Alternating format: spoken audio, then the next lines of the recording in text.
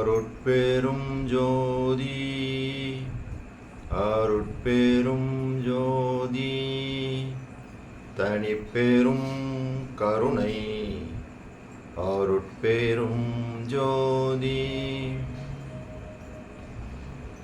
எல்லாம் செயல்கூடும் என் ஆணை அம்பலத்தே எல்லாம் வல்லான் தனையே ஏத்து.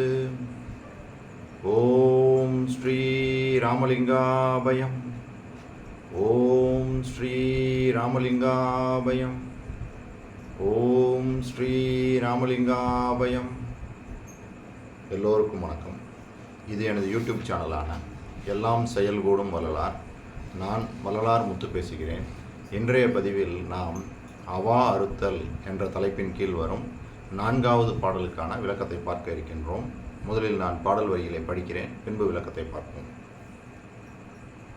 உரியிலே தயிரை திருடி உண்டனன் என்று ஒருவனை உரைப்பதோர் வியப்போ, குறியிலே அமைத்த உணவெல்லாம் திருடி கொண்டு போய் உண்டனன். பருப்பு கரியிலே பொரித்த கரியிலே கூட்டு கரியிலே கலந்த பேராசை வெறியிலே உனையும் மறந்தனன் வயிறு வீங்கிட உண்டனன் எந்தாய். இதுதான் இந்த பாடல். இதுக்கு விளக்கம்: எந்தை பெருமானே, ஆயர் மகளிர் உரியிலே வைத்த தயிர் வெண்ணெய்களை கண்ணன் திருடி உண்டனன் என்று பாகவத நூலோர் கூறுவதில் வியப்பு ஒன்றும் இல்லை. ஏனெனில் நான் மறைவான இடத்திலே வைத்த தின்பண்டங்களை எல்லாம் திருடி கொண்டு போய் உண்டு ஒழிப்பவனாகவும், மேலும் பருப்பு கரியிலும் பொரித்த உணவுகளிலும் கூட்டுக்கறிகளிலும் உண்டான பேராசை கொண்டு வயிறு புடைக்க உண்டு உன்னை மறந்தவன் என்றபோதும் நான் உய்வது எவ்வாறு, நீதான் அருள் செய்ய வேண்டும் அப்படின்ற மாதிரி இந்த பாடலை இயற்றியிருக்காங்க. அப்போ இந்த பாடலில் இதுலேயும் உணவை பற்றி தான் சொல்கிறாங்க. சென்ற பதிவில் நம்ம பார்த்தோம், அந்த நெய்ச்சோறு, நெய் போட்டு, அப்புறம் பருப்பில் அந்த நெய் போட்டு சாப்பிட்றது, அதோட கூட கெட்டி தயிரை அதில் போட்டு அப்படி சாப்பிட்ற மாதிரி உள்ள மனம் கொண்டவனாக இருக்கிறேன் அப்படின்னு சொல்லி சொன்னாங்க. இங்கே எப்படி சொல்கிறாங்க அப்படின்னா, பருப்பு கறி, அப்புறம் பொரித்த உணவு, கூட்டுக்கறி, இது மேலாம் ஆசை வச்சு தின்பண்டங்களை வச்சுருக்க, எங்கேயாவது மறைவான இடத்துல வச்சுருக்க தின்பண்டங்களோட தேடி கண்டுபிடிச்சி எடுத்துகிட்டு போய் சாப்பிடக்கூடிய அந்த மாதிரி மனோபாவம் உள்ளவனாக நான் இருக்கின்றேன். நான் எப்படி அப்போ இதெல்லாம் இருந்து நான் உன்னை மறந்து விட்டேன் அப்படின்றாங்க. அதாவது வயிறு புடைக்க உண்டு உன்னை மறந்தவன். வயிறு ஃபுல்லாக கட்டிட்டோம்னா நம்மளுக்கு கடவுள் நினைப்பு வராது. அதை உண்டதுக்கப்புறம் அந்த சோர்வு தான் வரும், உறங்கணும் அப்படின்ற அந்த எண்ணம் தான் வரும். அதுதான் சொல்கிறாங்க, வயிறு புடைக்க உண்டு உன்னை மறந்தவன் அப்படின்னு சொல்லி சொல்கிறாங்க. அதாவது உணவின் மேலே இச்சை போய் நாம் கடவுளை மறக்கக்கூடிய அந்த நிலையை நிறைய மகான்கள் பாடியிருக்கிறாங்க. நாம் மாணிக்க வாசகர் திருவாசகத்தில் எப்படி சொல்லியிருக்காங்க அதை பார்ப்போம். அதே மாதிரி திருமூலர் திருமந்திரத்தில் எப்படி சொல்லியிருக்காங்க அதையும் பார்த்துட்டு, கடைசியாக வள்ளல் பெருமானே இன்னொரு இடத்துலையும் இதை பற்றி சொல்லியிருக்காங்க. அந்த உணவு, அந்த கடவுளை மறக்கக்கூடிய அந்த நிலை, இதை பற்றி வள்ளல் பெருமானும் திருவருட்பால் பல இடங்களில் சொல்லியிருக்காங்க. அதிலிருந்தும் ஒரு ரெஃபரன்ஸ் பார்த்து இந்த வீடியோவை நிறைவு செய்யலாம். முதல்ல திருவாசகம். ஊன் பெருக்கி உமை காணீர் என்றென்றே வான் பெருக்கி வழிதேடி வருந்தாதே, தேன் பெருக்கி சிவபதம் தாராய் என்று ஊன் பெருக்கி உழல்கின்றேன் உலகத்தே. இதுக்கு என்ன விளக்கம்னு பார்த்தோம்னா, மனிதர்கள் இந்த நிலையற்ற உலகத்திலே உடலை வளர்க்க உணவு உண்பதையே முக்கியமாக கருதி அலைகிறார்கள். இறைவனை அடைய வேண்டும் என்றும் அவனது திருவருளை தேடி வருந்தாமல் புலால் நாற்றமுடைய இந்த உடம்பையே பெருக்கிக் கொண்டு பிறவி பெரும் கடலில் உழன்று கொண்டிருக்கின்றார்கள் அப்படின்னு மாணிக்கவாசக பெருமான் சொல்கிறாங்க.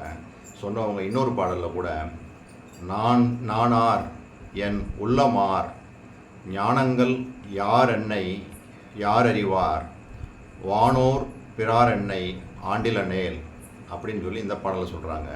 இதுக்கு விளக்கம் என்னென்னு பார்த்தோம்னா, என்னை ஆட்கொள்ள மாட்டாமல் கடவுளை அறியும் ஆற்றல் இன்றி நான் மதிமயங்கி உணவு தேடி அலைவேன் என இறைவனை வந்து சரணடைகிறாங்க. அதாவது உணவு தேடி அலைவதிலேயே எனது நேரங்கள் எல்லாமே போயிடுது. அந்த கடவுளை அறியும் ஆற்றல் எனக்கு எப்போ கிடைக்கும்? நீ என்னை ஆட்கொள்ளலைன்னா எனக்கு அது கிடைக்காது.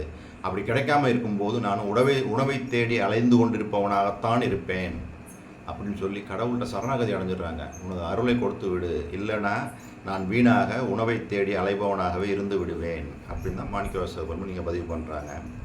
திருமூலர் திருமந்திரத்தில் எப்படி சொல்கிறாங்கன்னா, அறிவிலாச்சவர்கள் சிவஞானி போல வேடத்தை தரித்து கொண்டு உண்மையில் இழிதொழில்களையே புரிந்து வயிறு புடைக்க உண்டு பிறர்க்கு உணவு கொள்ளாமல் உண்பதற்காகவே பிறந்தது போல சுகமாய் வாழ்வர். அருமையாக சொல்கிறாங்க. விளக்கம் பார்த்தோம்னா, மெய்யான ஆன்மீக அறிவற்றவர்கள் வெறும் சடங்குகளையும் துறவு வேடங்களையும் மட்டுமே பூண்டு பிறர்க்கு உதவாமல் வயிறு புடைக்க உண்பதையே குறிப்பாக கொண்டு வாழ்வார்கள். உணவிற்காக பிறந்தது போல வாழும் இவர்கள் கடவுளை உணர முடியாது அப்படின்னு திருமூலர் ஒரு எச்சரிக்கையே சொல்கிறாங்க. அதாவது உணவு அந்த ஆசையிலேயே போய் வயிறு புடைக்க உண்பவர்கள் கடவுளை அடைய முடியாது அப்படின்னு சொல்லி தெளிவாக சொல்கிறாங்க. அவங்க வந்து மற்றவங்களுக்கும் உணவு கொடுக்காம எங்கெல்லாம் உணவு கிடைக்குதுன்னு தேடி தேடி அலைஞ்சு அந்த வயிற்று புடைக்க உண்பவர்கள் கடவுளை அறிய முடியாது. அப்படி வேடம் போட்டு சடங்குகளும் துறவு வேடங்களையும் போட்டு அந்த மாதிரி இருக்கிறவங்களும் உண்மையான மெய்யன்பர்கள் இல்லை, அவங்க மெய் அறிவு அற்றவர்கள் அப்படின்றாங்க, ஆன்மீக அறிவு அற்றவர்கள் அப்படின்னு சொல்கிறாங்க. சரி, இப்படி சொன்னவங்க வள்ளல் பெருமான் வந்து திருவொற்றியூர் பெருமானை பற்றி பாடிய அந்த பாடலில் இவரும் அருமையாக சொல்கிறாங்க. இன்று இருந்தவரை நாளை இவ்வுலகில் இருந்திட கண்டிலேன். ஆ ஆ என்றிருந்த தவத்தோர் அரற்றுகின்றனரால் ஏழையேன் உண்டு உண்டு தவமே சென்றிருந்து உறங்கி விழிப்பதே அல்லால் செய்வன செய்கிலேன்.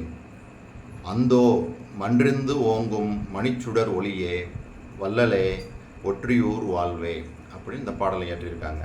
அருமையாக சொல்கிறாங்க பாருங்கள். இன்று இருந்தவரை நாளை இவ்வுலகில் இருந்திட கண்டிலேன். உண்மை தானே? ஒரு மணி நேரத்துக்கு முன்னாடி ஒருத்தரை நம்ம பார்க்குறோம், அடுத்த 1 மணி நேரத்துக்கு அப்புறம் நம்மளுக்கு செய்தி வருது, அவர் இல்லை, இறந்து போயிட்டாங்க, சேரில் தான் உட்காந்துட்டே இருந்தாங்க, அப்படியே உயிர் போயிடுச்சு, எவ்வளோ நம்ம கேட்குறோம். அப்போ எந்த ஒரு நிச்சயத்தன்மையும் இல்லாத இந்த மாய உலகில் தான் நம்ம வாழ்ந்துக்கிட்டு இருப்போம். இப்படி இருக்கும்போது என்ன சொல்கிறாங்க, நம்ம வந்து இந்த மாதிரி ஒரு உலகத்தில் இருக்கும்போது நம்ம நல்லதையே செஞ்சு நல்லபடியாக வாழ்ந்துட்டா சுகமாக இருக்கலாம். ஆனால் நம்ம எப்படி இருக்கிறோம்னா, கண்டதே காட்சி கொண்டதே கோலம் என்று அப்படி வீணாக என்ன செய்கிறோம் அப்படின்னா, உணவு உண்டு, அப்புறம் உடுத்து நல்ல உடைகள் எல்லாம் போட்டு உறங்கும், நல்ல உறக்கம் அப்படின்னு சொல்லி வீணாக காலம் கழிப்பதனால எந்த ஒரு பயனும் இல்லை அப்படின்னு இந்த பாடலில் சொல்கிறாங்க. அதாவது ஏழையேன் உண்டு உண்டு சென்று இருந்து உறங்கி விழிப்பதே அல்லால் செய்வன செய்கிலேன். என்ன செய்யணுமோ அதை செய்யாமல் உண்டு உடுத்தி உறங்கி வீண் காலம் கழித்து கொண்டிருக்கின்றேன். கடவுளை அறியணுன்ற அந்த எண்ணம் துளி கூட இல்லாமல் இப்படி இருந்தேன்னா நான் மரணித்து தான் போய்விடுவேன் அப்படின்னு சொல்லி சொன்னவங்க அடுத்து எப்படி சொல்கிறாங்க, சிற்றம்பலத்திலே ஒளியாக விளங்கும் இறைவனை தவத்தினால் உணர்ந்து அனுபவம் பெற்றால் மரணமில்லா பெருவாழ்வில் வாழலாம் அப்படின்னு தான் இந்த பாடல் வரிகள் உணர்த்துது. அப்போ இந்த ஞானிகள் எல்லாருமே எப்படி சொல்கிறாங்க, உணவைத்தான் வந்து அதெல்லாம் குறைஞ்சி அந்த உணவு மேலே இச்சை போகக்கூடாதுன்னு சொல்கிறாங்க. இந்த உணவு மேலே இச்சை போச்சுன்னா அது மிகப்பெரிய தடையாக இருக்கின்றது தான் வள்ளல் பெருமான் நம்ம எந்தெந்த முறைகளெல்லாம் விரும்பி என்னென்ன உணவுகளெல்லாம் சாப்பிடுவோமோ அதையெல்லாம் எடுத்து பாடலை தான் சொல்லிட்டு வராங்க. இனி அடுத்த பாடலில் கூட கீரையை பற்றி சொல்லுவாங்க. கீரையை வெறும் கீரையை ஒரு கூட்டு மாதிரி செஞ்சு வச்சாங்கன்னா சாப்பிட மனம் போக மாட்டேங்குதான். அதோட கூட கொஞ்சம் பருப்பு வேறு சில பொருட்களையும் சேர்த்து ஒரு கலவையாக கொடுக்கும்போது விரும்பி சாப்பிட்றான் நாம. அந்த மாதிரிலாம் நிறைய சொல்கிறாங்க. அப்புறம் அந்த சித்திரான்னங்கள் சொல்கிறக்கூடிய அந்த மாதிரி விஷயங்கள்லாம், அந்த புளியோதரை, எலுமிச்சை சாதம், அந்த மாதிரி இதையும் சொல்கிறாங்க. இந்த மாதிரி நம்ம என்னென்ன வகையில் எல்லாம் நம்மளுக்கு இச்சை இருக்குதோ அதையெல்லாம் வந்து அவர் பட்டியல் போட்டே எல்லா பாடல்களையும் சொல்லிட்டு வராங்க. எது எது மேலாம் இச்சை எப்படி எப்படிலாம் இருக்குது, கூட்டு வந்து எது மாதிரி வச்சாலும் நம்மளுக்கு பிடிக்குது. இப்போ நம்மளுடைய அன்றாட வாழ்வுகளே பாருங்களேன், சில இதெல்லாம் நம்மளுக்கு பிடிக்கவே பிடிக்காது, ஒதுக்கிடுவோம். சில இதெல்லாம் அந்த இது இருந்ததுனால இன்னும் கொஞ்சம் வைங்க இன்னும் கொஞ்சம் வைங்கன்னு வச்சு சாப்பிட்றோம். இந்த இச்சை வந்து ரொம்ப எப்படி தான் இந்த இச்சை வருது, எப்படி போகும் அப்படின்றதான் இது ஒரு பெரிய இதாக தான் இருக்குது. ஏன்னா உணவு மேலே நம்மளுக்கு இருக்கிற இச்சை மாதிரி வேறு எது மேலேயும் இல்லை. அதெல்லாம் மற்றது தான். இப்போ பாருங்கள், நல்லா பசி எடுக்கும்போது உணவை தேடி தான் மனசு அலையுது. மற்றதெல்லாம் வந்து ஒரு பொருட்டாகவே இருக்க மாட்டேங்குது. எங்கே இருக்கும்? அதே மாதிரி எந்த கடையில் என்ன உணவு என்னென்ன மெனு வந்து சிறப்பாக இருக்கும்னு தெரிஞ்சு வச்சுருக்குறோம். கரெக்டாக சொல்லுவாங்க பாருங்கள், இந்த கடைக்கு போங்க, காலையில் எது வந்து ருசியாக செஞ்சுருப்பான். இந்த கடைக்கில் மதியம் போனீங்கன்னா அந்த ஸ்பெஷலாக இந்த ஐட்டம் நல்லாயிருக்கும். இந்த மாதிரி தான் நம்மளுடைய உணர்வு நிலைகள் எல்லாமே இருக்குது. உணவு மேலே தான் இச்சை போய்கிட்டே இருக்குது ஒழிய அந்த கடவுளை அறியணும் அப்படின்ற அந்த எண்ணத்தை அதில் போக மாட்டேங்குது. அப்போ நம்ம இதெல்லாம் போகணும் அப்படின்னா நம்ம என்ன பண்ணணும்னா, இறைவனைத்தான், வள்ளல் பெருமானைத்தான் நம்ம கெட்டியாக பிடிச்சிக்கிறணும். அனுதினமும் நம்ம என்ன பண்ணணும், வேண்டுதல் வைக்கணும். இந்த உலகாதாய விஷயத்தில் ஏன்னா இந்த உணவில் போய் நம்ம இச்சையோடு போனோம்னா நம்ம உலகாதாய விஷயத்தில் தான் நம்ம இழுத்துட்டு போவோம். ஏன்னா உணவுனா நல்ல ருசியுள்ள உணவு, அது ருசி அப்படின்னும் போது காரசாரங்கள் அதில் வந்துடும். அப்போ அதெல்லாம் சேர்ந்து சாப்பிடும்போது உணர்வு நிலையெல்லாம் மாற்றம் ஏற்படும். அப்போ காமத்துக்கு போகும். காமம், சோம்பல், உறக்கம், அடுத்து உறக்கத்துக்கு வந்துடுது. அப்போ நல்லா சாப்பிட்டோம்னா நல்ல உறக்கம். இது எல்லாமே மரணம். வள்ளல் பெருமான் 4 காரணிகளை சொல்கிறாங்க நாம் மரணிப்பதற்கு: உணவு, உறக்கம், மைதுனம் என்று சொல்லக்கூடிய உடல் உறவு, பயம்.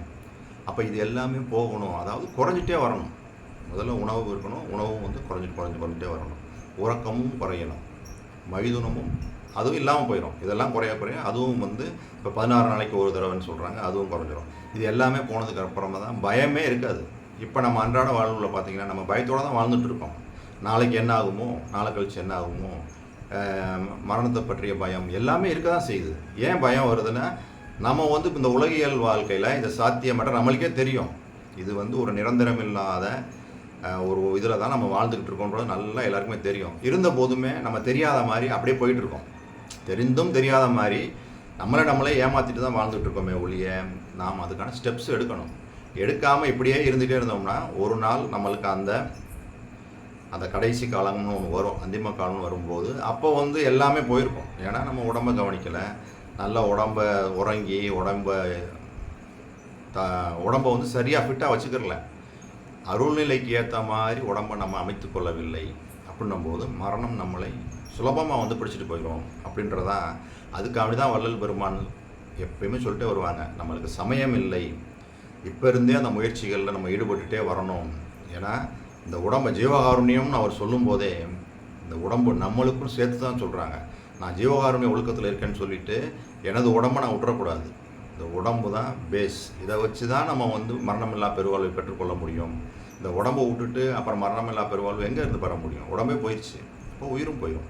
அப்போ இதிலிருந்து வள்ளல் பெருமான் சொல்ல வரக்கூடிய இந்த அவார்த்தலில் எல்லாமே உணவை பற்றி தான் சொல்லிட்டே வராங்க. உணவு மேலே இவ்வளவு விஷயங்களை நம்ம நல்லா ரியலைஸ் பண்ணி பார்த்தோம்னு வச்சுக்கோங்களேன். உயிர் வாழ்கிறதுக்கு தேவை உணவு தானன்ற மாதிரி நம்ம என்ன நினச்சிக்கிறோம், உணவு இன்னொன்று நினச்சிக்கிறோம், உடம்புக்கு சத்து வேணாமா, இப்படி இருந்தோம்னா போச்சே அப்படின்னு சொல்லிட்டு அதுக்காகவே நம்ம என்ன பண்ணுறோம், நல்லா சாப்பிடணும் அப்படின்ற அந்த மனோபாவத்தை ஏற்படுத்தி கொடுத்துட்டாங்க. சின்ன வயசுலேருந்து என்ன பண்ணிட்டாங்க, குழந்தைகளுக்கு கொஞ்சம் சாப்பிட்டாலே போதும். அந்த குழந்தைகளும் பாருங்களேன், அதுக்கு எவ்வளோ வேணுமோ அது அளவுக்கு சாப்பிட்றோம். ஆனால் இவங்க என்ன பண்ணுவாங்க தெரியுமா, சரியாகவே சாப்பிடணும்னு சொல்லிட்டு ஃபீட் பண்ணுவாங்க, ரொம்ப அதிகமாக கொடுப்பாங்க. அதனாலதே சின்ன வயசுலேயே பாருங்கள், இப்போலாம் குழந்தைகளுக்கு வந்து பலவிதமான நோய்கள் வர ஆரம்பிச்சிருச்சு. ஏன்னா அளவறிந்து உண்ணணும். எந்த அளவு போதுமோ, கம்மியாக இருந்தால் கூட பரவாயில்ல. ஆனால் இன்றைக்கி என்ன பண்ணுறோம், ஓவராக தான் கொடுத்து அந்த பிள்ளைகளை வந்து என்ன பண்ணிடுறோம், சாப்பிட்றதுக்கான அந்த இச்சையை நம்ம சின்ன வயசுலேருந்தே ஊட்டி விட்டுறாங்க. இதுதான் அப்படின்னு சொல்லி. அப்படி அதிகமான சாப்பாடு தான் இன்றைக்கி வந்து பிரச்சனையும். அதிகமான சாப்பாடு, ருசியான சாப்பாடுன்னு சொல்லி எதெல்லாம் நம்ம உடம்புக்கு ஏற்றுக்கொள்ளாத ஒவ்வாத உறவுகளெல்லாம் ருசின்னு சொல்கிற அந்த பேரில் உள்ளே தள்ளிக்கிட்டே இருக்கோம். அதான் வந்து எப்படி சொல்கிறாங்க பாருங்கள், அதாவது வயிறு புடைக்க உண்கின்றேன் அப்படின்றாங்க. அருமையாக சொல்கிறாங்க பாருங்கள். அதாவது பருப்பு கறியிலே, பொரித்த கறியிலே, கூட்டுக்கறியிலே கலந்த பேராசை வெறியிலே உனையும் மறந்தனன், வயிறு வீங்கிட உண்டனன். பாருங்க அருமையாக இருக்குது. இது வந்து சத்தியமான வார்த்தைகள் தான். ஏன்னா வயிறு வீங்கிற சில நேரங்கள்லாம் நம்ம அதிகமான பசியில் பார்த்தீங்கன்னு வச்சுக்கோங்களேன், வயிறு ஃபுல்லாகிற வரைக்கும் கூட சாப்பிட்ருவோம். தண்ணி குடிக்க கூட இடம் இல்லாத அளவுக்கு சாப்பிட்ருப்போம் கண்டிப்பாக. அவனா ருசியாக இருந்துச்சுன்னு சொல்லி சாப்பிட்டுட்டு அப்படியே உட்காந்துருப்போம். அப்போ எவ்வளோ பெரிய தவறுகளை நம்ம எப்படி செய்கிறோம் பார்த்தீங்களா? அப்போ அப்படிலாம் இருக்கும்போது கடவுள் மேலே நம்மளுக்கு வந்து அந்த இச்சை அதெல்லாம் வராது. அதனால் வந்து என்ன சொல்கிறாங்க, எப்பயுமே வந்து நம்ம பசியோடு தான் இருக்கணும். பசியோடு இருக்கணும்னா அளவாக சாப்பிட்டுட்டு வந்தோம்னா 1 மணி நேரம் 2 மணி நேரத்தில் நம்ம சாப்பிட்ட சாப்பாடு செமிச்சிடணும். அப்புறம் அந்த பசியோடையே தான் இருக்கணும். அப்போ தான் அந்த நல்ல பசியோடு அடுத்து சாப்பிடும்போதும் அளவறிந்து உண்ணணும். அப்படின்னும்போது அந்த செரிமான கோளாறே ஏற்படாது. செரிமானங்கள் நல்லா இருக்கும்போது கழிவுகள் எல்லாம் இயல்பாகவே வெளியேறிடும். அப்போ நோய் எப்படி வரும்? வரவே வராது. நோய் எங்கேருந்து வரும்? ஃபுல்லாக நம்ம ஃபுல் கட்டணும்னு வச்சுக்கோங்க. வயிறு ஃபுல்லாக நல்லா சாப்பிட்றோம். அது செரிமானம் ஆகுறதுக்கே 4 மணி நேரம் 5 மணி நேரம் 6 மணி நேரம் வந்து அடுத்த சாப்பாடுக்கு வந்துடும். இதுக்கு இடையில் நம்ம என்ன பண்ணுறோம், ஸ்நாக்ஸுன்ற பேரில் சாப்பிட்றோம். இப்போ 3 மணி நேரம் சாப்பாடு 4 மணி நேரம் 5 மணி நேரம்லாம் சாப்பிட்றோம். யாராவது வந்து நாங்கள் வீட்டுக்கு வந்தாங்கன்னா அவங்களுக்கு சாப்பிட கொடுக்கும்போது அப்பையும் நம்மளுக்கு கொடுக்குறாங்க, அப்பையும் நம்மளும் அதையும் சாப்பிட்றோம். அப்போ இந்த சாப்பிட்றதுக்கு அளவேல நம்மளுக்கு பிடிச்ச உணவு எப்போ வந்தாலும் சரி, அந்த சிற்றுண்டி எப்போ வந்தாலும் சரி, நம்ம வந்து எப்பயுமே அதை சாப்பிட்றதுக்கு நம்ம தயங்குறதே இல்லை. போதும் அப்படின்னு சொல்கிற அந்த மனமே வர்றதில்லை. நம்மளுக்கு பிடிச்ச உணவுனா எப்போனாலும் சரி, அது சின்ன பதார்த்தமாக இருந்தாலும் சரி, பெரிய உணவுகளாக இருந்தாலும் சரி, நம்ம வந்து அதை வந்து உடனே வந்து சாப்பிட்றதுக்கு மனசு வந்து அதை சாப்பிட ஆரம்பிச்சிடும். ஆனால் அந்த விளைவுகள் வந்து ரொம்ப அதிகமாக இருக்குது. அதனால தான் நம்ம நோய்வாய்ப்படுறோம். பலவிதமான நோய்களுக்கும் இன்னல்களுக்கும் காரணம் உணவு தான். உணவு கட்டுப்பாடுன்றது ரொம்ப முக்கியம். அந்த உணவும் வந்து குறைஞ்சிக்கிட்டே வரணும். ஏன்னா நம்ம இதில் பயணிச்சுட்டு வரும்போது எந்த அளவுக்கு நம்ம குறைஞ்சாதான் அந்த அருள் உணவான அந்த ஊரமுது குறைஞ்சாதான் ஆரமுது கிடைக்கும் என்ற அந்த சிந்தனையோடு நான் இந்த வீடியோவை நிறைவு செய்கின்றேன். இதுவரை பொறுமை காத்து எனது வீடியோவை பார்த்த உங்களுக்கு கோடான கோடி நமஸ்காரங்களும் நன்றிகளும். நாளைய பதிவில் நாம் 5வது பாடலுக்கான விளக்கத்தை பார்ப்போம். அருட்பெரும் ஜோதி அருட்பெரும் ஜோதி தனிப்பெரும் கருணை